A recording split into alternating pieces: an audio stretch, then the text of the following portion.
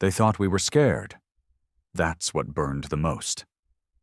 Not that they hovered their warships above our orbit like we were a colony to be pacified. Not that their smug, metallic ambassador voice had echoed through our networks saying Earth had violated the peace of the stars. No, what burned the most was that they expected us to beg. I was on watch that night, midnight at Iron Dome Station, buried inside the Rockies. My name's Knox, Major Gabriel Knox. 30 years in Earth defense, and not once had I seen the world so quiet. The transmission came in like poison, a burst of static across every channel. Then that smooth, gutless voice of the Galactic Council's envoy. This is a formal notice to Planetary Governance Unit, Earth. You are in violation of Article 7-5C, Technological Proliferation and Unauthorized Militarization. You have 72 hours to comply with disarmament protocols. Failure to comply will result in orbital enforcement. Orbital enforcement, diplomatic speak for we'll glass your cities. I looked around the war room, every man frozen, fists clenched. The room smelled of sweat and steel. The Council had been watching us since we launched Project Ember, hypersonic platforms rigged with smart strike warheads. Not nukes, something worse, designed for surgical extinction. We built them because we knew this day was coming. And now the aliens had the gall to threaten us. President Darnell was brought in within the hour, his face like stone. He didn't ask what we thought. He didn't waste time. He stared straight into the live feed camera that connected to their envoy. The response wasn't broadcast to the public, not yet. He said one sentence. Tell your council, we didn't claw our way out of dirt to kneel to cowards hiding behind stars. Then he gave the order. Phase 1. Launch Ember. I watched as 12 silos, hidden in what the Council thought were abandoned mountain zones, opened like jaws. Ember warheads left streaks through the stratosphere. We didn't hit their planets, not yet. We hit their fleets, silent, cloaked orbital carriers floating just outside visual range. The Council assumed we hadn't noticed them. Big mistake. The feeds went red. 1, 2, 6 carriers gone. No warning, no demands, just silence. And then ash. That night, Earth didn't plead. We replied. And in that silence, something shifted. In the hearts of every man who ever felt small, every soldier who'd buried his doubts, every forgotten nation stomped down by superior races, something woke up. We weren't part of their council. We were the warning they forgot to fear. We didn't have wormholes or quantum warlords or psychic tech. We had scars. We had fire. We had missiles. And for the first time in galactic history, Earth fired first. We knew they'd come, not just with words this time, not with veiled threats or envoy drones that blinked polite red lights while hovering over our airspace. No. This time it would be warships, Council issue, mass drivers that could punch holes through cities, drones that hacked defense grids like they were children's toys, bioweapons disguised as gifts. After our strike, after we reduced 6 of their cloaked carriers to molten debris, we waited. Not because we were afraid, but because every man at command knew we'd just kicked over the biggest anthill in the universe. Day 1 after the missile launch was quiet, too quiet. I sat in the black room, no windows, no clocks, just screens. The Council didn't reply. No communication, no retaliation. That's what made my gut twist. The silence wasn't peace, it was calculation. I've seen it before, back when I served in the Eurasian conflicts. Right before a blitz, there's always a silence, like the whole world holds its breath. General Vega came in that morning grim as hell. No salute, no small talk, just handed me a drive. This came through one of the back channels, intercepted 2 hours ago. It's not good. I slid it in and watched. It was a message, not to us, not directly. A council broadcast to their aligned worlds. They were calling Earth a rogue species. Unfit for galactic harmony, the voice said, smooth and sterile. Refusing integration. Displaying primitive aggression. Initiate containment. Containment. Not destruction. Containment meant occupation. Mind scrub units. Drone fleets taking over cities. Earth turned into a labor planet. Breeding stock. Subjugation. We weren't just being punished. We were being put down. Estimated time to breach orbit? I asked. Vega didn't blink. 36 hours, maybe less. They'll come through the L2 point. Gates already heating up. So that was it. 36 hours to prepare for the invasion of Earth. 36 hours before everything we'd built, every city, every home, every childhood memory, burned under the heel of a council that believed Earth was too wild, too stubborn, too angry to be left unchecked. I remember walking out of that room and calling my brother. He's not military. He works in Colorado, a machinist. Makes parts for underground tunnels. He didn't say much, but I could hear it in his voice. Fear, and worse, doubt. Are we gonna make it, Gabe? I didn't lie to him. I don't know, but I'll make damn sure they remember us. Phase 2 began 6 hours later. Every reserve drone fleet was activated. The orbital railguns, long kept in shadows to avoid council detection, were spun up. Old world powers that hadn't spoken in decades opened encrypted channels. Russia, India, Brazil, Germany, even the splinter nations in Africa who'd broken away from EarthGov signed the War Pact. Because now it wasn't about borders. It was about survival. The plan was simple. Brutal, but simple. We knew they'd come in fast, trying to overwhelm with numbers. So we'd choke them. Space itself would be the battleground. We laid mines in orbit, not conventional ones. These were dark energy rigs, banned across half the galaxy for their destructive radiation signature. We deployed them anyway, because we didn't care about bans. We cared about sending a message.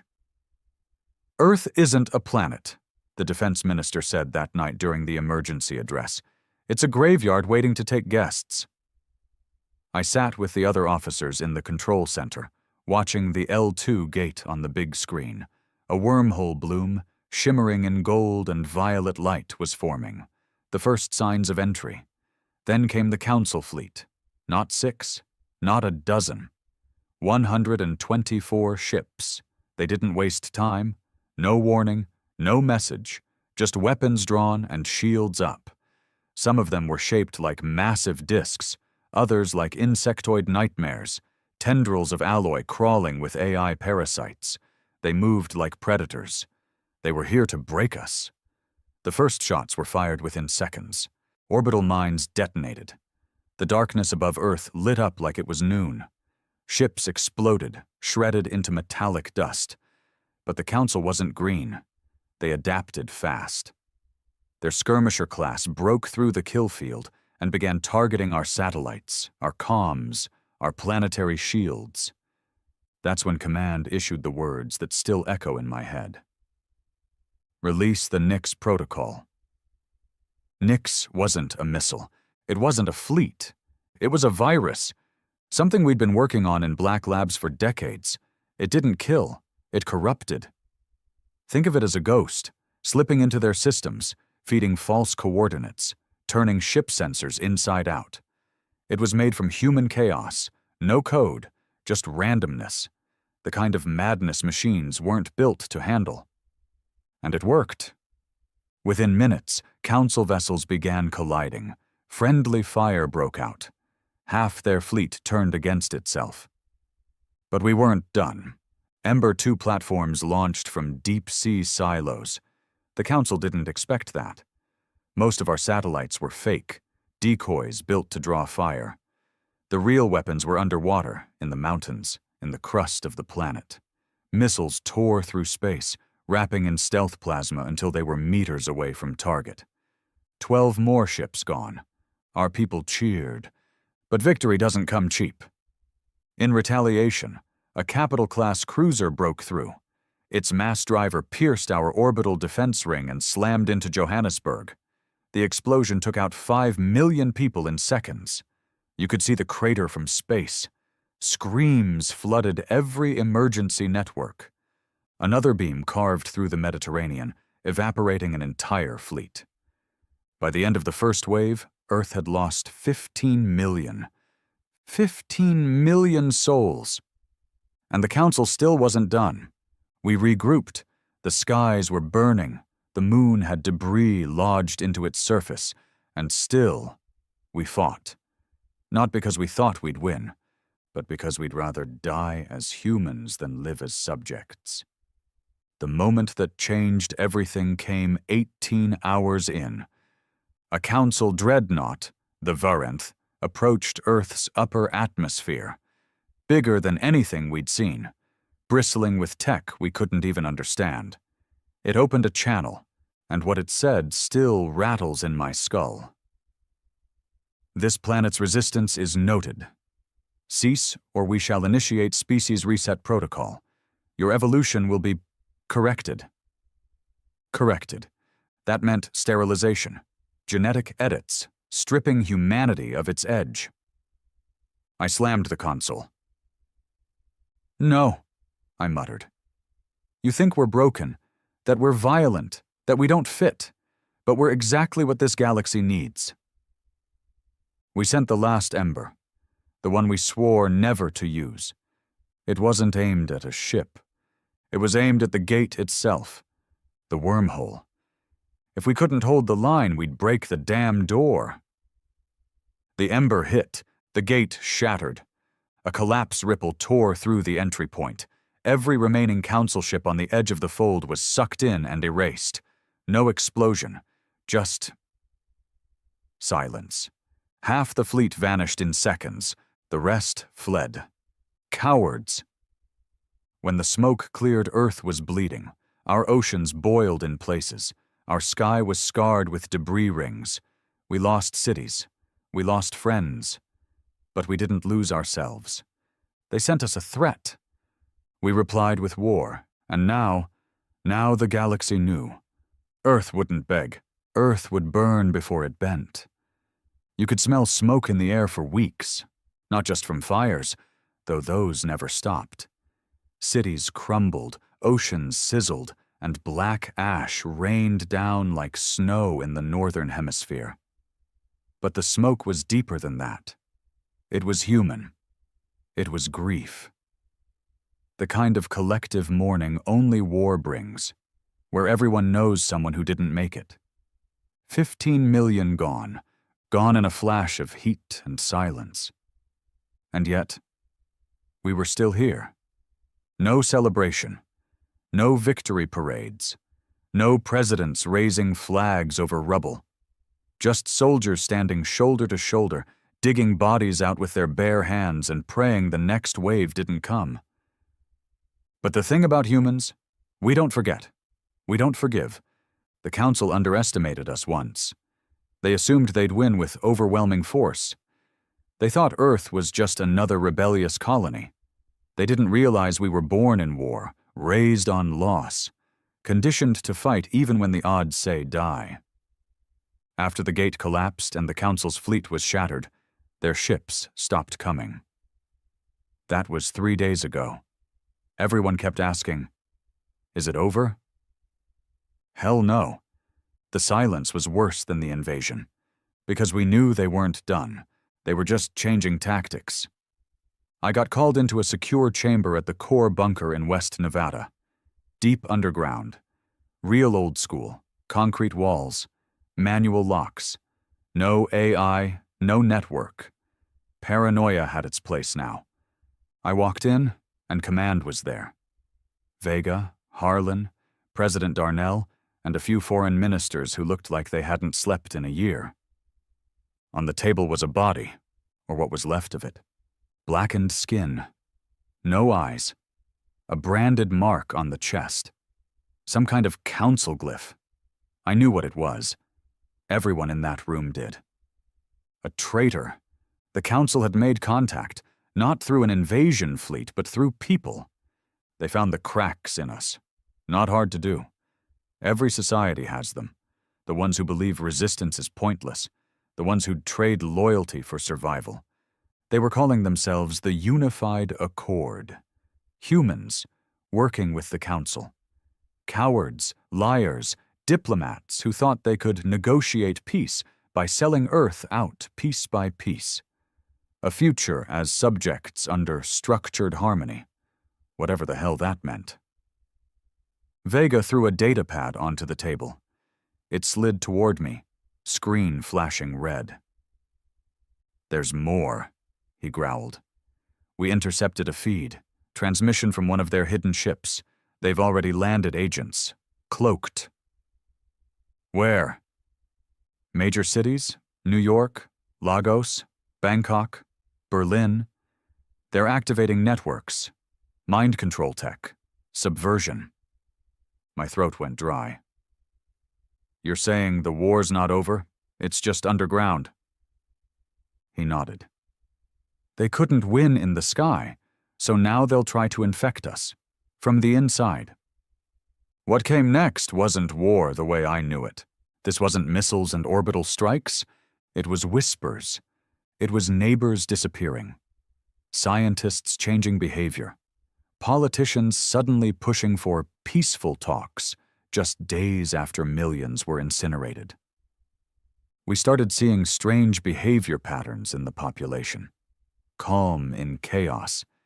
People walking through bombed streets like they couldn't feel the destruction. We took one alive.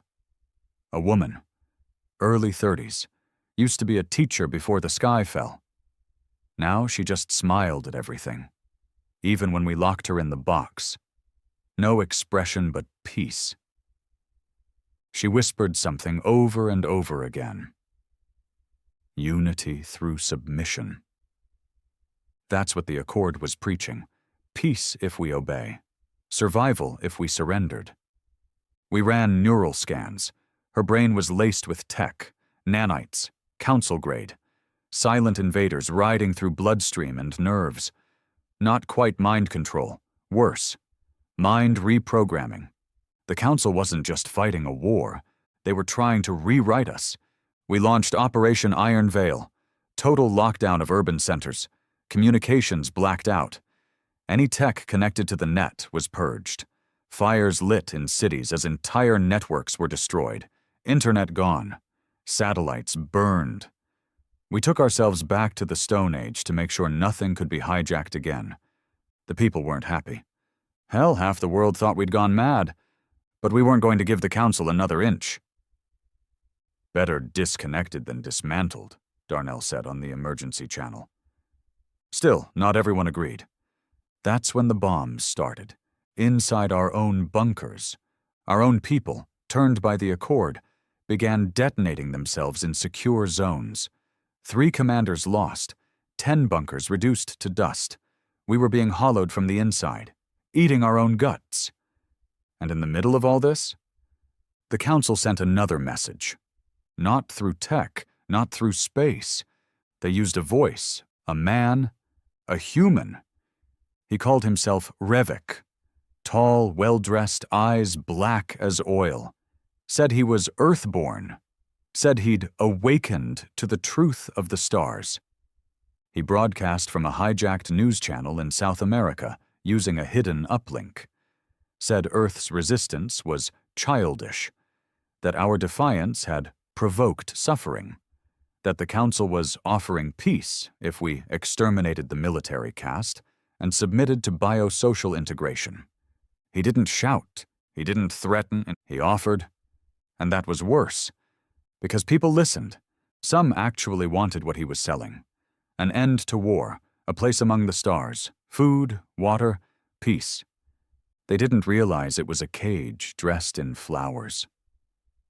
We tried to track the feed, but it bounced through so many relays it was impossible. He'd planned it too well.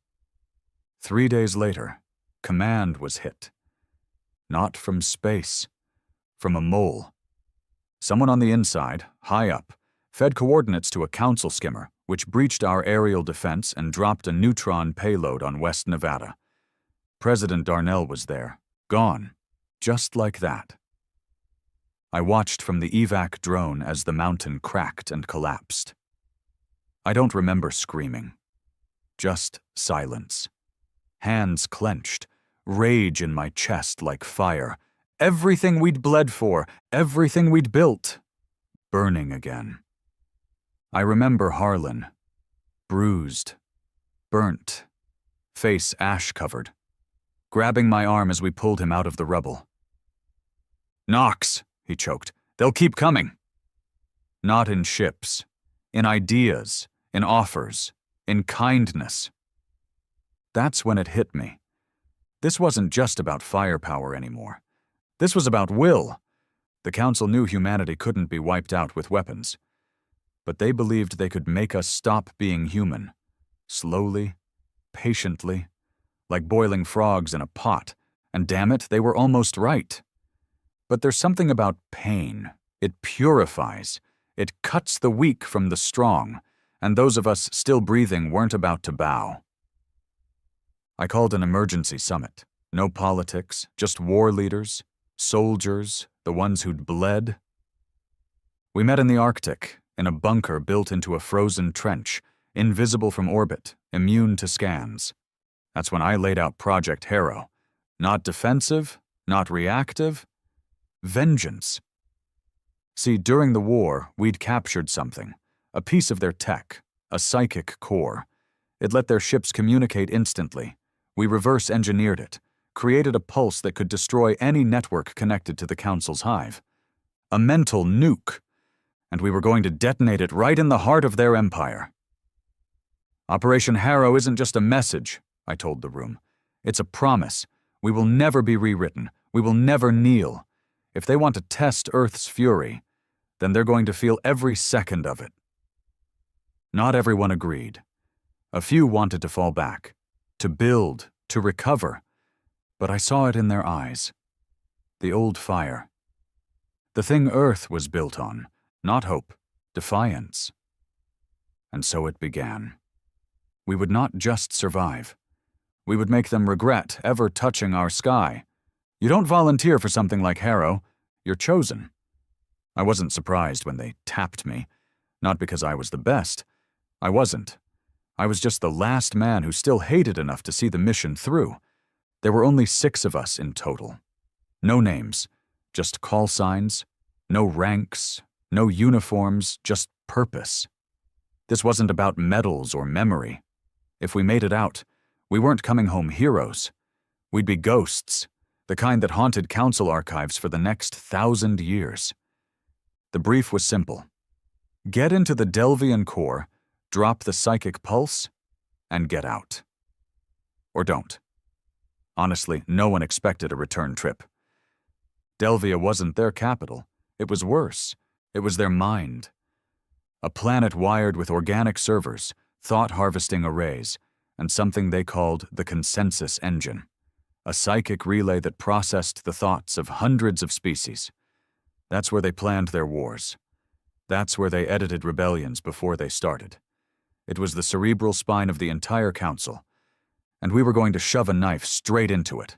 We left in a blackout ship. No signal, no emissions, no AI. Fully analog. The old ways. What the Council couldn't predict, they couldn't stop.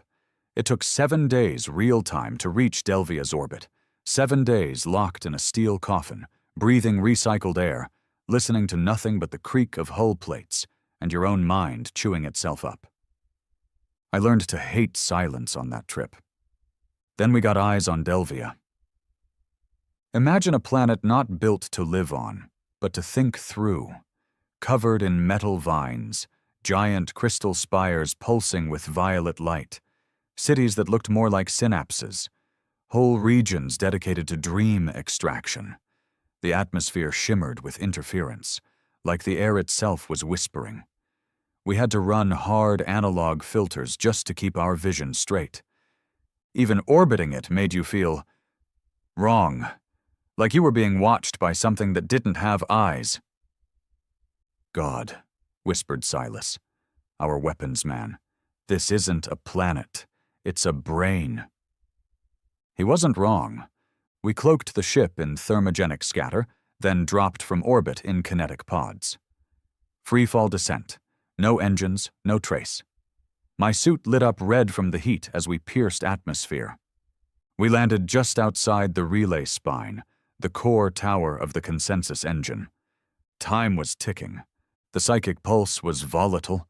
Once armed, we'd have 10 minutes max to detonate and escape before it fried our own nervous systems. It didn't distinguish between friend or foe, just thought. And it destroyed everything thinking. We split into 3 units, 2 for distraction, 1 for detonation. I led the 3rd. The corridors of the relay spine weren't made for humans. Too tall, too smooth. Surfaces breathed. I swear they did. Like the whole damn structure was alive and curious. Eyes behind the walls. Thoughts not yours crawling down your spine. I had to bite my tongue to keep from screaming. We moved fast, cutting through security drones with EMP blades. Stealth was already off the table. We weren't here to sneak. We were here to cut. Then came the council operatives. Not machines. People, or what was left of them. Spliced bodies, transparent limbs, half-mechanical faces smiling without teeth. They didn't scream when they died. They just shut down, like puppets with their strings cut. One of them spoke before he dropped. "Why resist pain, human? You can be perfected." I put a round through his skull. "No thanks." We reached the core chamber. It was like staring into a god's eye. Floating above us was the engine, a spherical mass of light and sound, spinning at impossible speeds. Data flickered across the walls, millions of thoughts from across the galaxy flashing like memories, species being edited, minds being corrected. And we were about to hit delete on the whole thing. Silas pulled the device out of its case. The pulse core, about the size of a basketball, no buttons, just a DNA-encoded activation slot and a kill radius of 20 kilometers. Total cerebral destruction. He placed it on the floor, armed it, and gave me a look. "You sure we're ready?" "We're past ready." I pressed the sequence. The device hummed. Soft at first, then rising. That's when the shooting started. But not from the enemy, from behind us. Kale, the comms guy, turned his weapon on Silas, took him in the back of the neck, clean shot. Silas dropped like meat. "What the—" I dove for cover.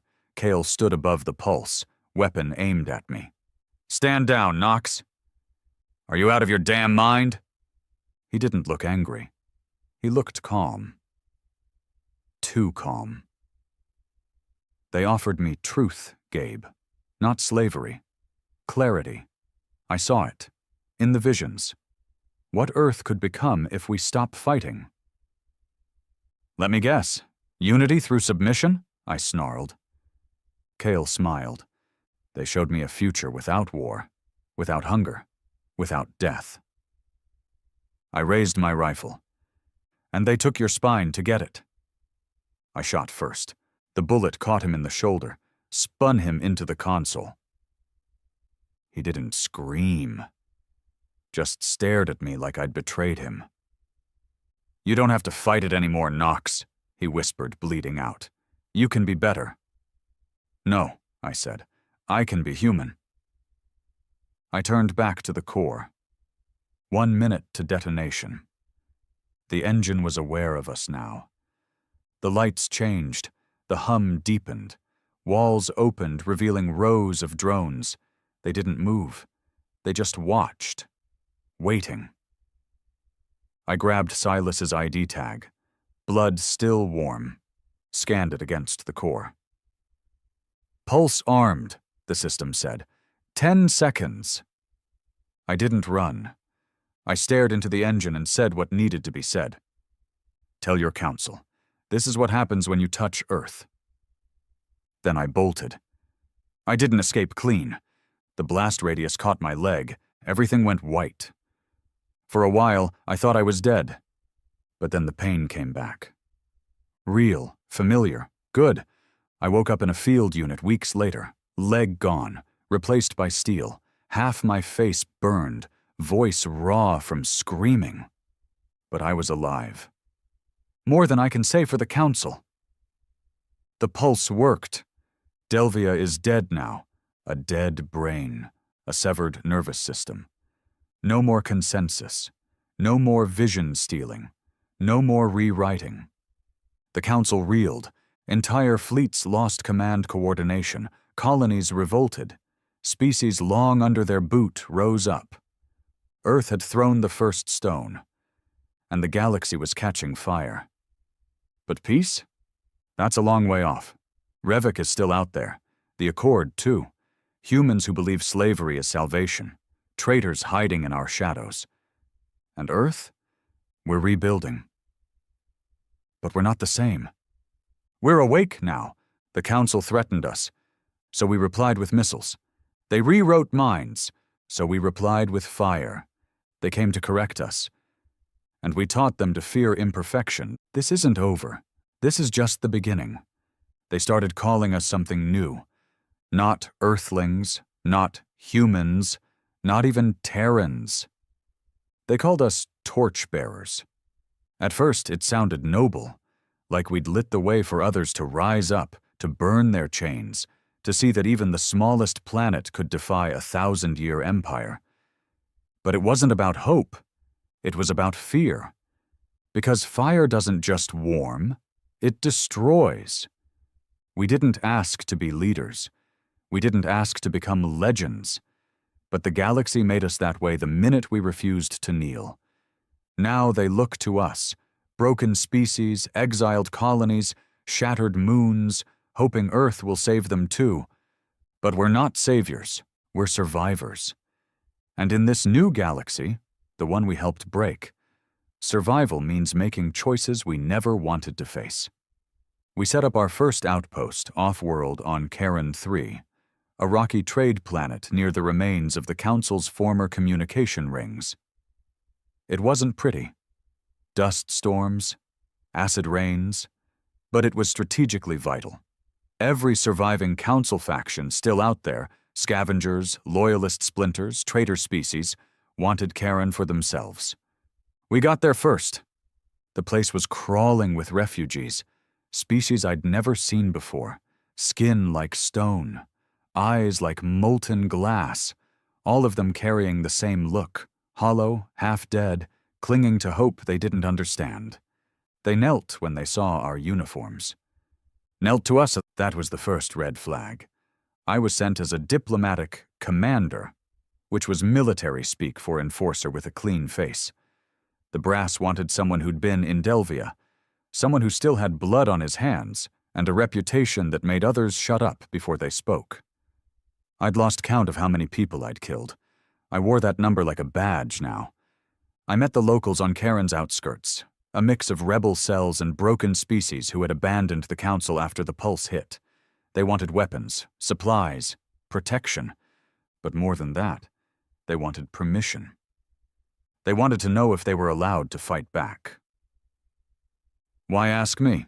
I said to their leader, a hunched creature named Kether with 2 mouths and 3 scars across his left eye. He hissed, low and dry. Because when Earth strikes, the galaxy listens. That hit me harder than I expected. Earth wasn't just a planet anymore. We were becoming a symbol, a hammer others wanted to hide behind. And symbols? They're dangerous. Because once people start worshiping you, they stop holding you accountable. The outpost grew fast. Too fast. Within a month, we had 3,000 bodies on Corrin. Soldiers, medics, smugglers, techs, and spies. Earth flags on makeshift towers. Drills pumping water from the poisoned ground.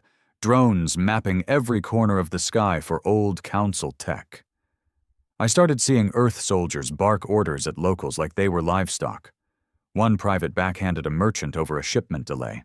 Another confiscated alien tools just because they looked suspicious. When I confronted command, they shrugged. We brought order. They wanted us here. I didn't like the tone. Sounded too much like the Council. Then came the visit. A delegation from a species called the Krythan. Reptilian, slow-spoken, tech-savvy. They fought in the shadows during the old Council Wars. Never had a planet of their own. Wanderers, mostly, but dangerous. They wanted to ally, not for ideology, not even for survival, but because they saw opportunity. Your people, their envoy told me, are feared. This is leverage. If you lead, others follow. If you claim systems, they bow. Together we could carve a new power out of the rubble. I should have shut it down right then. But I didn't. Because some part of me, the part that lost 15 million in the first strike, wanted the galaxy to fear Earth just a little longer. Maybe then they'd never threaten us again. 3 days later, we got intel. A rogue council remnant had taken over an orbital factory above the gas moon of Irelis. It was one of their old nanite forging stations, enough tech in there to restart a war. The order came fast. Seize it. Eliminate resistance. Secure everything. We deployed a strike team, 30 hardened soldiers, all Earthborn, all loyal. Or so I thought. The op was clean. Too clean. No traps, no resistance, just a single council AI, dormant, still humming inside the control core. Extract it, Command said. Could be valuable. But when I scanned the logs, I saw something that chilled me. The AI wasn't dormant. It had been transmitting, not outwards, inwards, Earth Command knew. They wanted the AI alive. I confronted Vega through secure line. You playing God now? It's just tech, he said. We adapt or die. Number, you're feeding the machine that tried to erase us. He didn't flinch. You want to survive, Nox? Then learn the rules have changed.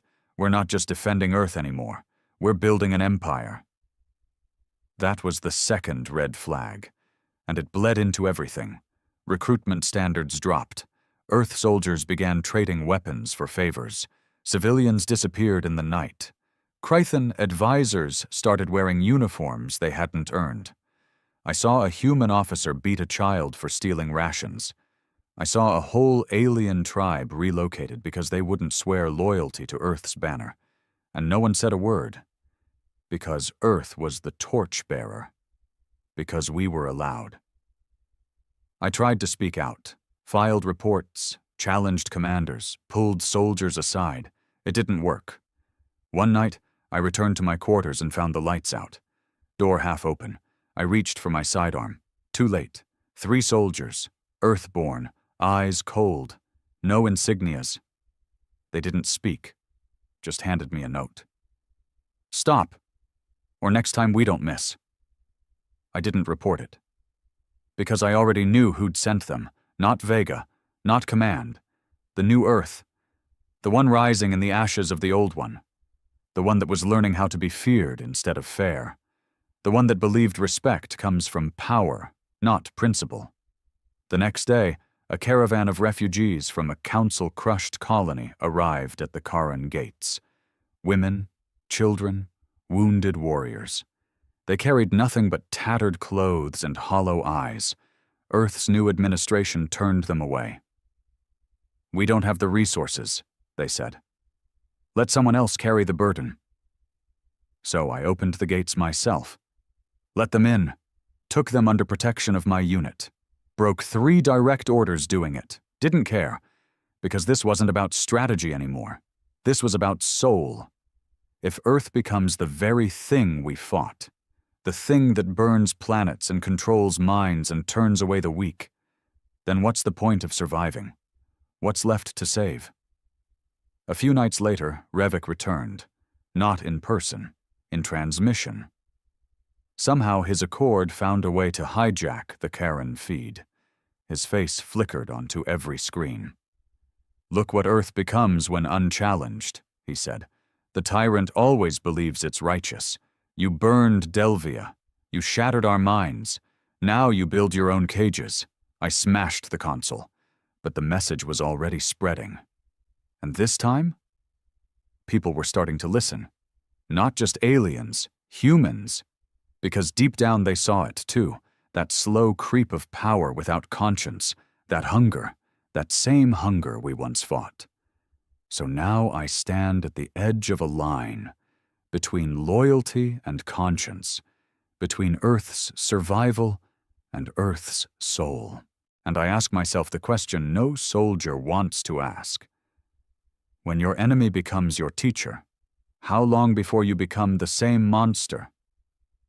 The next war won't be fought in space. It'll be fought within our ranks, and I intend to be ready, even if it means pointing my gun at home. I always thought betrayal would come with a speech, some dramatic confrontation, a confession. A moment where someone said, "I'm sorry, but this is for the greater good." Turns out, betrayal doesn't come with words. It comes with orders. Orders that make no goddamn sense. Orders that make your stomach turn and your hands shake. We got one of those orders 2 weeks after the Karen Gate incident. The brass sent it down with a stamp of high priority and a voice comm from Vega himself. Effective immediately. Operation Severance. Cleanse sectors 3 through 9. All unauthorized alien settlements to be dismantled. Resistance to be met with force. It didn't say evacuate. It didn't say relocate. It said cleanse. You know who uses words like that? Monsters. The kind I've spent my life fighting. I tried to push back, walked straight into Command's outpost bunker with a copy of the order in hand and blood already rising behind my eyes. Vega wasn't there, but a man named Commander Strain was. Young, sharp, and cold. The type of officer you knew had never once fought with his own hands, only behind screens and delegation chains. "You want to explain this garbage to me?" I snapped, slamming the datapad onto the table. He looked at it, barely blinking. "It's protocol. It's genocide." He looked me straight in the eye, no hesitation. "It's efficiency." I didn't hit him. Not because he didn't deserve it, but because hitting him would have made me feel better. And I didn't want to feel better. I wanted to feel clear. So I walked out. That was the moment I knew. Earth had lost its way, and if I didn't act soon, we'd burn everything we claimed to protect. I assembled a team that night, not official, not even rogue yet, just soldiers who still had a soul under the armor. Men who'd bled in the first wave, men who'd carried kids out of rubble, buried brothers in burned soil, and still woke up ready to protect, not dominate. We called ourselves HFY, because that's what we were. The last fragments of the old Earth, the one that rose from fire, not fed on it. We had a plan. Intercept the severance units before they could reach Sector 3, evacuate the refugees, expose the order, force EarthGov's hand to go public, make it impossible for them to deny what they were doing. Simple on paper, messy in reality. The first convoy we hit was just 2 clicks from a refugee cluster. I recognized the commander leading it, Colonel Reese, a man I once fought alongside during the orbital siege of the Spire moons. He'd saved my life once, pulled me out of a ship before it collapsed. Now he was rolling tanks toward unarmed families. We ambushed them hard. EMP blasts knocked out their crawlers. Smoke grenades. No lethal shots. Not yet. I radioed in direct. "This is Major Knox. Stand down. You're executing civilians." There was silence, then static, then Reese's voice. "You've gone soft, Gabe." He said my name like it was a curse. Then he ordered return fire. I hesitated. Just a second. Long enough to get one of my men, Red, shot in the chest. He didn't scream. He just looked at me, confused, blood soaking through his armor like red ink. I gave the kill order. After that, it was war. We neutralized the convoy. No survivors on their end. 3 dead on mine. Red, Carver, and Finch, the youngest. All for stopping what was supposed to be our own side. That night, I sat under the stars, helmet off, blood dried on my face, and stared at the night sky. The galaxies looked so peaceful from Karen, like nothing was wrong. That's the lie of space. It's quiet. It doesn't care what burns. Word spread fast. Within 3 days, Ashfall became public enemy #1 on every Earth frequency. They called us traitors, insurgents, council sympathizers. The same people who once cheered us during the missile salvos now whispered our names like poison. But you know what really cracked my heart? A message came through from Earth itself. A personal transmission. From my brother. "Gabe," his voice cracked, static-filled. "What are you doing? They're saying you've turned on your own." I didn't reply. Because what could I say? That I hadn't turned? That they had? That Earth wasn't Earth anymore? No words could fix that. We hit 2 more convoys, then a supply chain, then a data relay station that fed propaganda directly into refugee sectors. We broadcast the real orders, the mass executions, the sterilization clinics they'd set up in secret, the labor camps they were calling integration centers. People started listening. Some even started resisting. A few Earth soldiers deserted and joined us. But with every step, we burned more bridges. We were fighting a war on 2 fronts, against the Council remnants and our own damn flag. And then came the worst betrayal. Silas. I thought he was dead. He was. I saw him bleed out during the Delvia strike. But he hadn't stayed dead. He'd been taken, reconstructed, not by the Council, by EarthGov. His file had been scrubbed, his name erased. They rebuilt him from Spinal Tech up, loyal, obedient, enhanced. They called him Wraith now, and they sent him after us. We didn't know until he hit our base. One moment we were eating, planning the next move.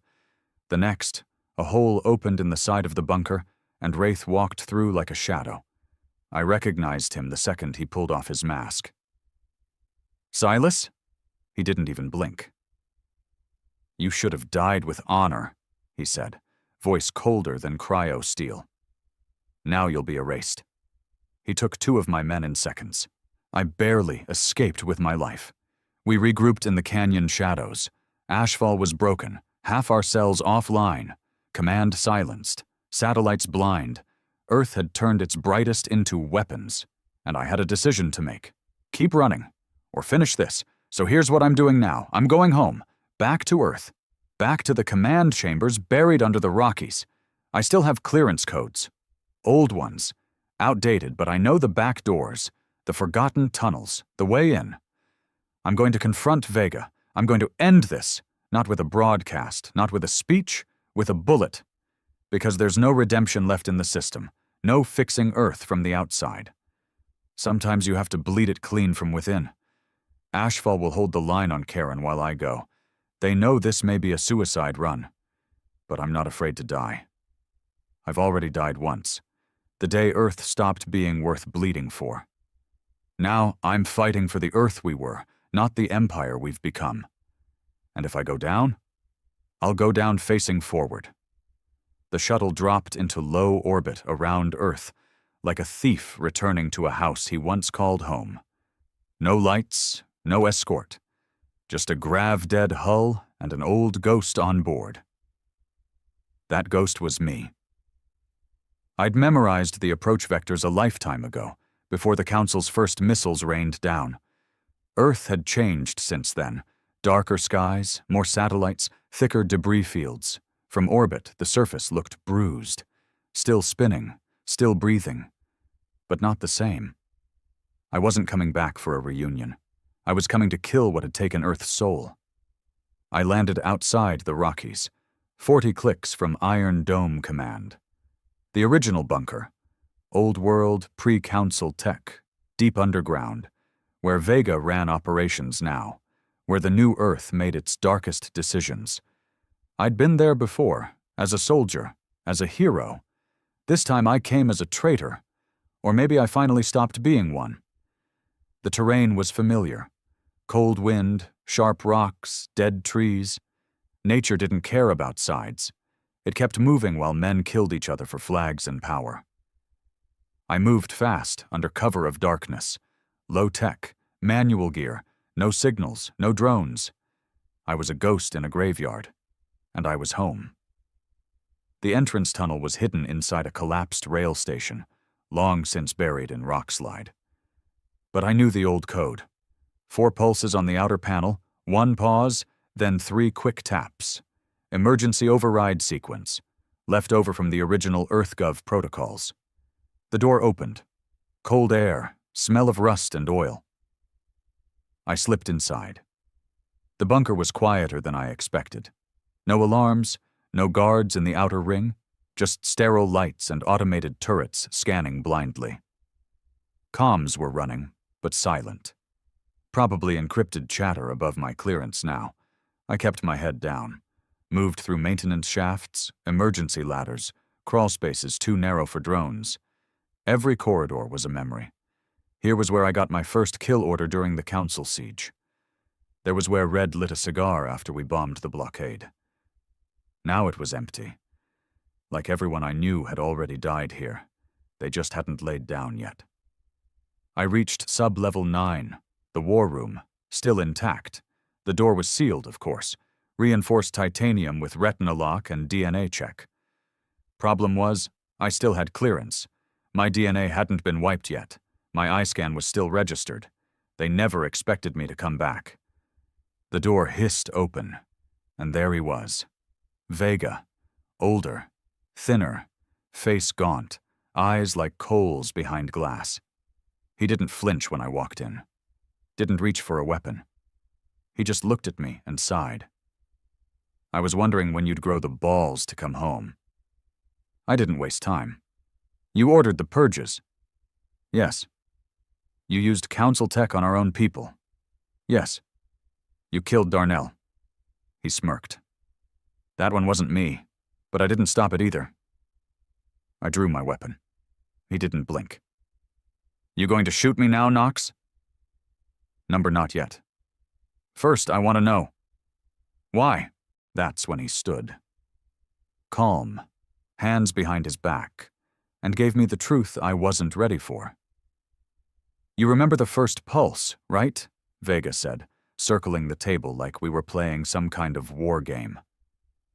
The strike on Delvia? I said. He nodded. What you don't know is what came after. The collapse didn't just wipe out Council Command, it fractured their species links. Entire civilizations lost the ability to think coherently. Whole planets descended into chaos, starvation, suicide. Some begged Earth for help. I frowned. We didn't help them. No, he said flatly. We took their systems, their resources, their tech. My stomach turned. We built our empire on the ashes of the very oppression we claimed to destroy. Because we had to, he said. Because if we didn't, someone else would have. The Krythan, the Ashari, the traitor species waiting to carve us up. You sound like them.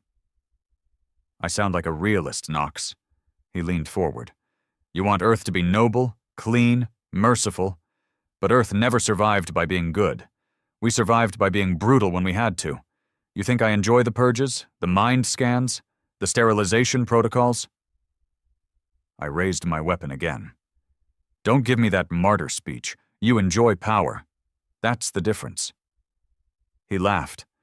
Power is the only thing that listens. I could have pulled the trigger right then. One round through his skull. I wanted to. I needed to. But then the door opened behind me, and my blood ran cold. Wraith, Silas, still wearing the same face, the same eyes. But something inside him was broken now, hollowed out and filled with loyalty to a government I no longer recognized. He raised his weapon slowly. Major Gabriel Knox, you are under arrest for high treason, conspiracy, and sedition. I stared him down. You still in there, Silas? He didn't answer, but I saw it. The twitch in his jaw, the flicker behind his eyes. The man I knew hadn't been erased, just buried. Vega stepped between us.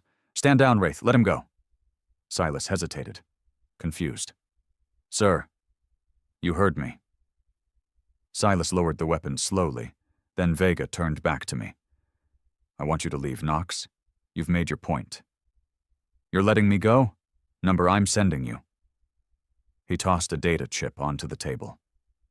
Coordinates, a deep space location outside Council space. Redacted. What is this? The last Council stronghold, he said. They've regrouped, preparing retaliation. We need them gone. We can't spare a fleet. But you? He smiled darkly. You're the legend, the ghost, the man who burned Delvia. Go finish it. And if I don't? Then I send someone else, and they won't be as gentle as you. I took the chip, because he was right about one thing. The war wasn't over, and I couldn't fix Earth from a bunker, but I could remind the galaxy what Earth used to stand for. Not empires, not domination. Defiance. I'm leaving Earth again. This time, maybe for the last time. Silas is coming with me. He doesn't remember yet, but he will. I'll find the man I lost in Delvia, even if I have to drag him out of the machine with my bare hands. Vega will stay in his tower, for now. But one day I'll come back. And then there will be no words, just fire. Because sometimes, to fix what's broken, you have to burn it to the ground first. The ship was small, bare bones, cloaked, old tech, pre-council. She didn't have a name, just a call code, Echo 7. It was fitting. That's what we were now. Echoes. Remnants of what Earth used to be, of what we thought we were fighting for before the lines blurred and the maps changed, before the bastards in command traded conviction for control. The coordinates Vega gave us pointed far outside Council space, past the Omarian Drift, past the Watcher nebulas, out where stars flicker like dying embers and gravity itself bends wrong.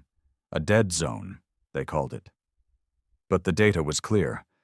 The last stronghold of the true Council, a place called Nexum. Latin, maybe, or a joke. It meant binding. Whatever it meant, it was where they had gone to regroup. The minds we hadn't broken, the AI we hadn't destroyed, the ones who wanted to rebuild the old order, silently, slowly, perfectly. I wasn't going to let them. Silas sat across from me in the cabin. He hadn't said much since Vega let us walk out of Iron Dome. He still wore the armor, still moved like a ghost. But sometimes, I caught him staring at his own hands like they didn't belong to him. He wasn't whole. Not yet. But neither was I. We were both stitched together by war and guilt, waiting for one final cut. You remember what happened on Delvia? I asked him after 3 days in deep space silence. His eyes twitched. I remember, he hesitated. Pain. Light. Then silence. I nodded. You saved us there. You died a hero. He looked away. I'm not him anymore. Maybe not, but if there's a sliver of him in you, I need it now. He didn't answer, but he didn't walk away either. That was enough for me. When we hit Nexum's orbit, we almost missed it. The planet wasn't on any star chart. No signal, no orbiting debris, just a black sphere floating in the dark like a blind god. We descended slowly, the ship whining under pressure. The atmosphere fought us. The planet didn't want us here. Good. We didn't come to ask permission. We came to end this. The surface was unlike anything I'd seen. No cities, no structures, just a single crater, massive, deep, pulsing with blue light. At the bottom, a tower rose like a bone through skin. Cold, steel, alive, the Council mind core. If Delvia was their brain, Nexum was their heart. This is where they hide now, I muttered. Silas just nodded. We went in. No resistance at first, just hallways that breathed, lights that flickered as we walked. The core wasn't abandoned. It was watching. Then came the first wave. Synthetic guardians, silent, perfect, no mouths, no eyes, just blades and speed. We fought like we used to, back to back. My rifle, his blades. For the first time since Delvia, we moved like soldiers again, until they said his name. Not Silas. Wraith. The machines backed off. A voice spoke from the walls. Not male, not female, just presence.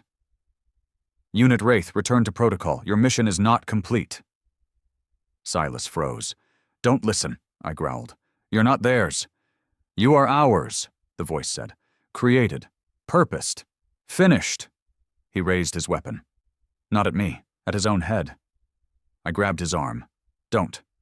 This isn't how your story ends. Silas trembled. Then he whispered, Then finish it with me. We reached the heart of the core, a chamber bigger than anything I had seen, glowing with neural strands and data streams. Suspended in the center, the last mind, a fusion of council intellects, pulsing with raw cognition. It spoke, but not in words, in thoughts, memories. It invaded my head like smoke under a door. I saw Earth, bombs falling, Vega giving orders, children crying under rubble. I saw myself pulling the trigger in cold blood, again and again. You are not different from us, it said in my mind. You seek control. You use fear. You manipulate the weak. I clenched my jaw. No, I said out loud. You erased identities. You sterilized thought. You called obedience peace. And Earth will do the same, it hissed. You are just younger, cruder, but you will evolve into us. That was the final straw. I pulled the detonator. Maybe, but not today. I tossed it to Silas. He caught it, didn't flinch. Then he smiled, just a flicker, just enough to let me know he was still in there. Then he ran straight into the heart of the core. I screamed his name. Silas! But he didn't look back. He reached the mind and triggered the charge. The explosion wasn't fire, it was silence, a psychic scream, and then total void. The core collapsed in on itself. The tower shook. I barely made it out alive. Half my skin burned. My eyes blinded by flash. My lungs collapsing in the poisoned air. But I was alive. And Nexum was gone. Earth never sent recovery. Vega never contacted me. Ashfall was silent. I drifted in the wreckage of the atmosphere until a rebel freighter, not Earth, not Council, picked up my beacon. They didn't know who I was. Didn't care. And for once, I was grateful. They patched me up, took me to a fringe moon, off the map, off the grid. That's where I write this now. Not as a general, not as a ghost, but as a man who saw Earth rise, saw it fall, saw it become what it hated, and still chose to fight. I don't know what Earth is anymore. Maybe it's healing, maybe it's rotting. But I know this. There is no peace without cost, no freedom without fire, and sometimes the only way to save something is to burn the lie and carry the truth through the ashes. So if you're reading this, if you're one of the next generation, the next soldier, the next rebel, don't worship what came before. Challenge it. Make it better. Because Earth didn't earn her place in the stars with kindness. She fought for it. Now it's your turn to decide if it was worth it, and whether the galaxy should still fear us or follow us.